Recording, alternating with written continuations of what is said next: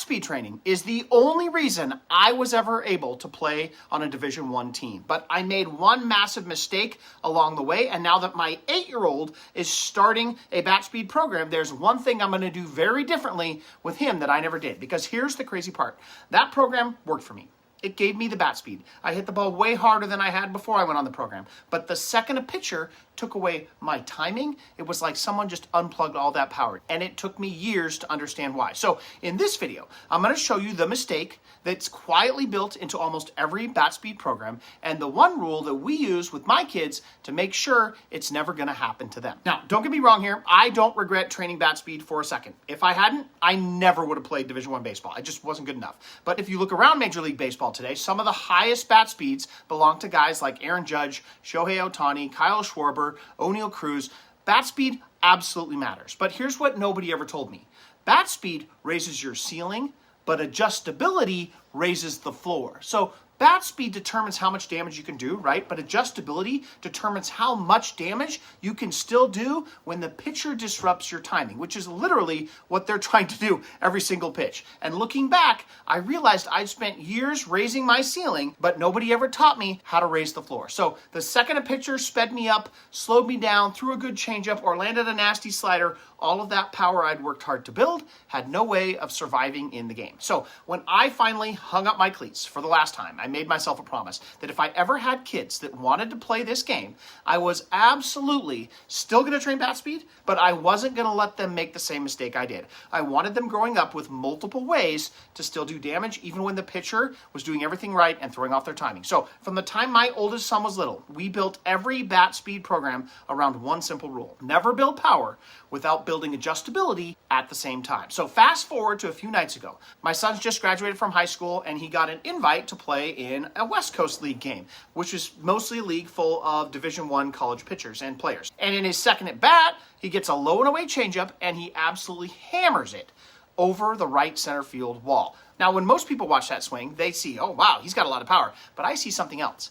I see a kid who got a little bit fooled, but still had enough ability and adjustability to do damage on a down and away changeup. And that's exactly what I was hoping would happen all those years ago when we started building his bat speed program, because there are 3 different ways elite hitters buy themselves another fraction of a second. And if you watch that swing again, you'll actually see all 3 of them at play. First is you want to watch what happens after my son realizes he's early, where instead of giving one of those ass out, wave at it type of swings, he sinks into that lead leg and buys himself another fraction of a second. This is the same kind of move that you see hitters like Randy Arozarena use right here, where you watch how his front leg flexes to a different degree depending on the pitch type, and his lead leg acts like a shock absorber. It lets him wait longer without giving up the ability to still get off a really good swing. So the question becomes, how do you actually teach a kid to do this move? And one of the ways we do this is with a drill that we call the Happy Gilmore Shuffle. But you gotta make one tweak to make this work.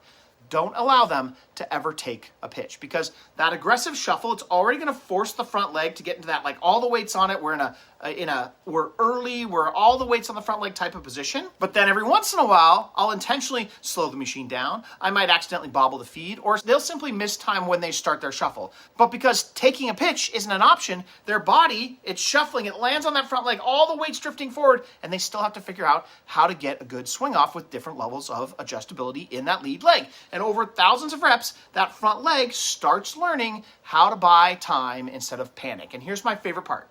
I never have to tell them to bend their front leg. We don't talk about mechanics, not even once. The environment teaches it for me. And after enough reps, it does start to show up in games without them ever having to think about it. Then next, let me show you another move my son used on that same homer, where you actually can't see it from the center field camera angle, but it's something I picked up years ago from studying a lot of Miguel Cabrera, where if you slow down enough of Miggy's swings, something really interesting starts to show up.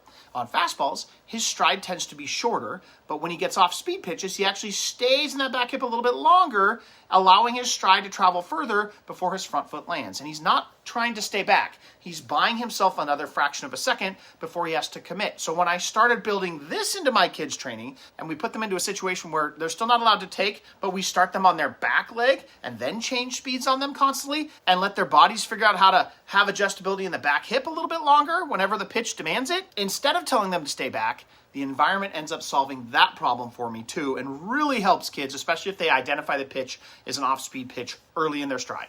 And then watch that swing one last time, and this time, don't watch the legs, watch his hands. And right here, even though he realizes he is early, his hands don't immediately start working towards the baseball. They actually continue to work back up just a little bit longer, buying him another fraction of a second before he delivers the barrel. And this is the same kind of move that you'll see hitters like Mookie Betts and Freddie Freeman use all the time. Their bodies recognize they're early, but instead of immediately throwing the barrel with their hands keep loading just a little bit longer. And once again, they're buying themselves another fraction of a second. And just like the first two movements, this wasn't something I wanted my kids thinking about in the batter's box. There's actually not enough mental time to make those decisions. These have to be subconscious thoughts. I wanted it showing up automatically. So instead of trying to cue it, as you can see here, we build the training environments to facilitate that automatic learning. And honestly, this movement is probably the most misunderstood adjustability tool in hitting. And if I tried to squeeze into this last minute of the video a whole tutorial on how to do it, I'd probably be doing it a disservice. So I made an entire video breaking down exactly how we teach it